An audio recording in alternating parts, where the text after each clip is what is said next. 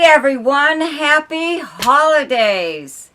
Thanks so much for tuning into my monthly forecast for December 2022.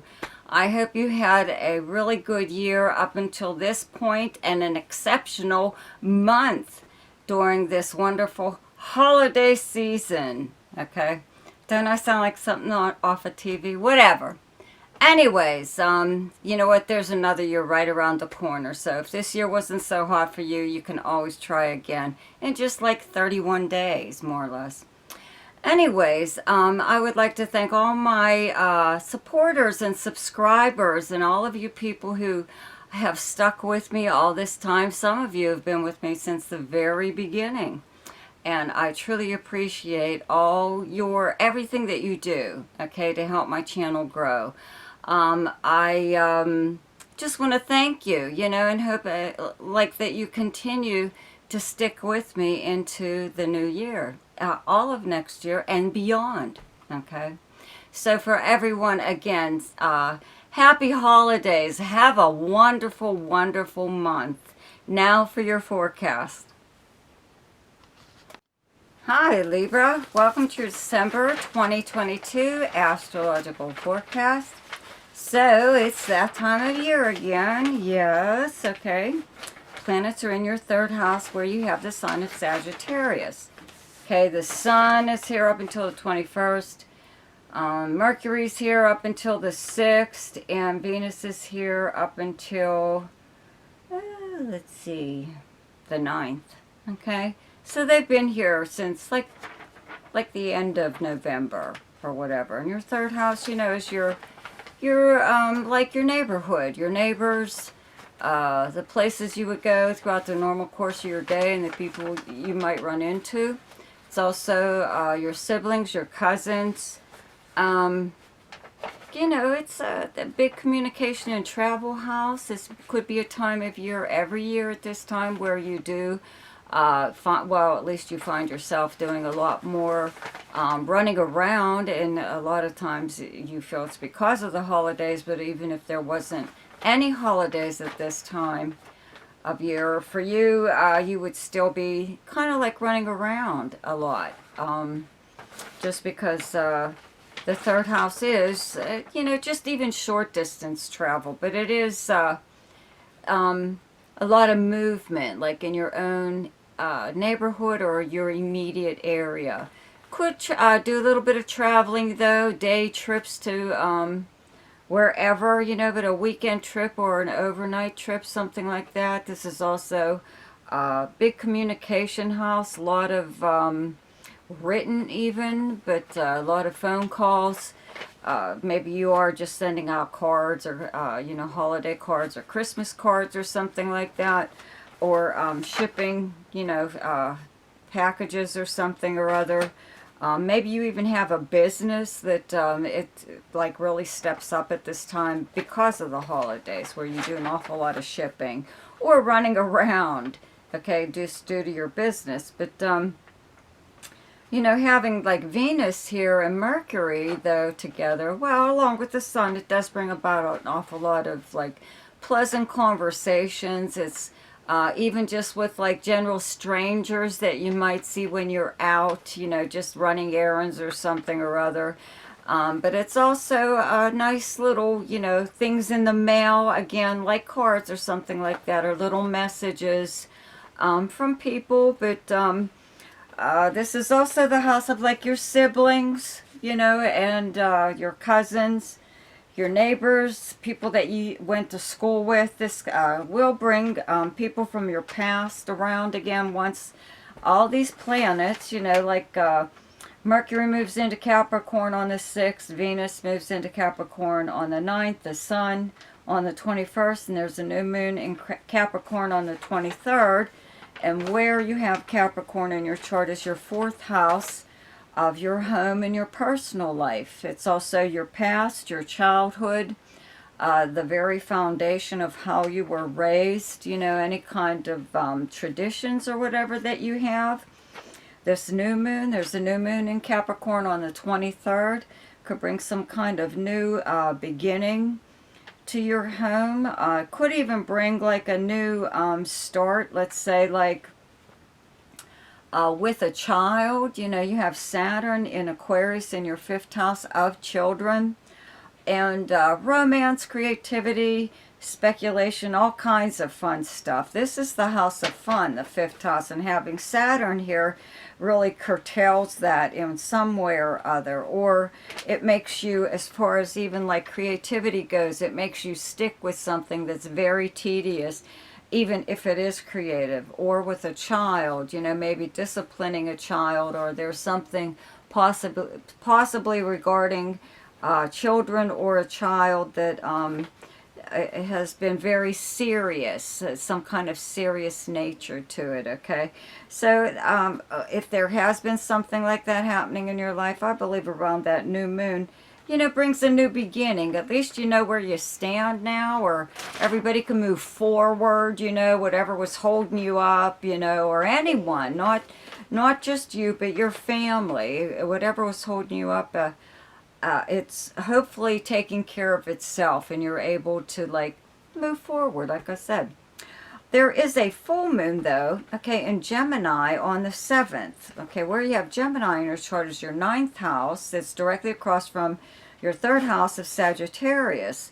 So both of these are communication and travel houses. And the planet Mars has been in Gemini for months now, and it's still going to be here up until March of next year. So there's still something going on in the 9th house. The 9th house is the house of legal matters, okay?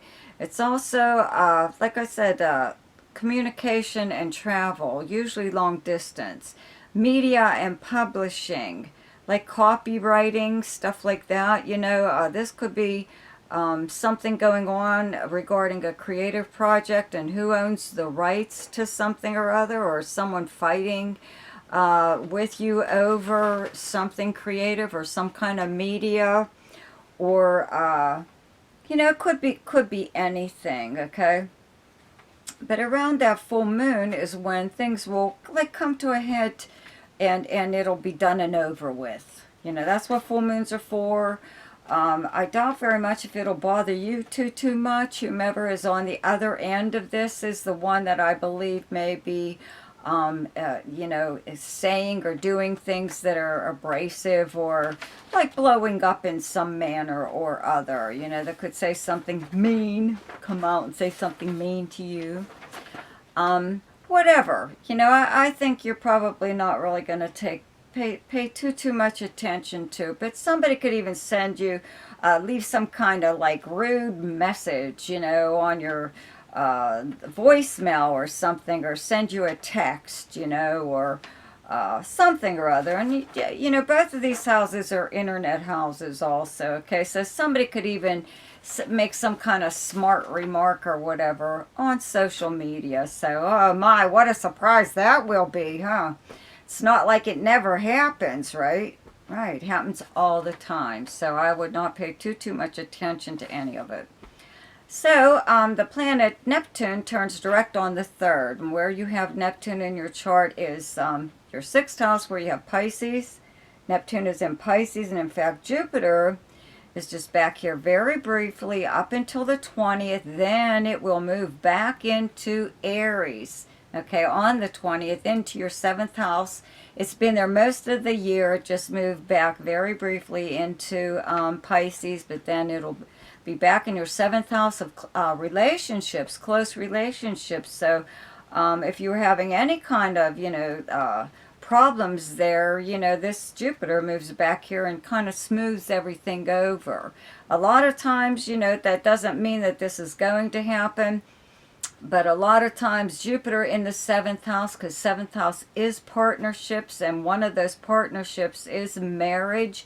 But it can also be a marriage of business partners, or the 7th house is arrangements or agreements that you have with someone. So having Jupiter here, you know, you could be getting married. You could be really settling down just due to the fact that you do have this Saturn, once again, in your 5th house of romance where you have Aquarius, okay? So you may have been looking for somebody far more stable than you've been with, especially like you've had the planet Uranus. When it was in Aries, it was directly across from your sun or whatever other planet you have in Libra. So, you know, you were slim pickings. You know what I mean? Some of the people that came into your life, you were like, what the hell is going on? You know, it could have been something like that. Okay, so now you're getting a nice bevy of beauties with this Jupiter here. You know, you're getting your choice of partners, and not just like in romance, in business, or in friendships. So I just have to mention that, okay? But with Jupiter and Neptune together again in your 6th house, 6th house is the house of health.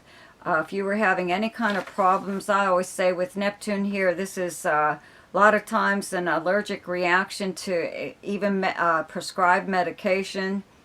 You know, if nobody could figure out what the hell's wrong with you, because there are a lot of times when Neptune's here, it's hard to diagnose whatever it is that's wrong with you.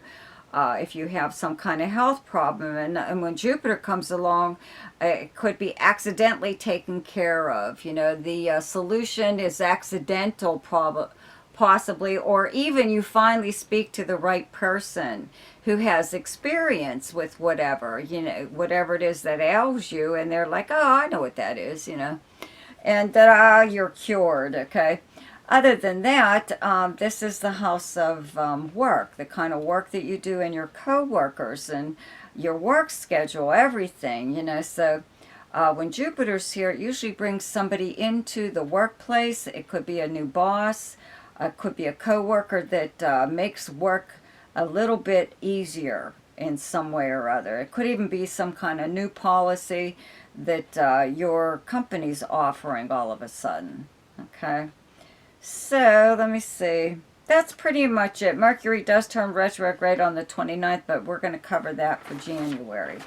Okay, so the best time to do something each month is when the moon is in your own sign. And the moon is in Libra on the 16th, 17th, and 18th. And the best time to lay low is when the moon is in your opposite sign. And your opposite sign is Aries. And those dates are the 2nd, 3rd, 4th. 29th, 30th, and 31st, the best time for romance, recreation, creativity, fun, gambling, or anything to do with children, is the 11th, 12th, 13th, 25th, and 26th. The best time for money is the 4th, 5th, 6th, 19th, 20th, and 31st. The best time for your career is the 9th, 10th, and 11th. And the best time for communication and travel is the 6th, 7th, 8th, 21st, and 22nd. So, have a wonderful holiday, a wonderful month, and don't forget to check out my weekly forecast. See you later. Goodbye.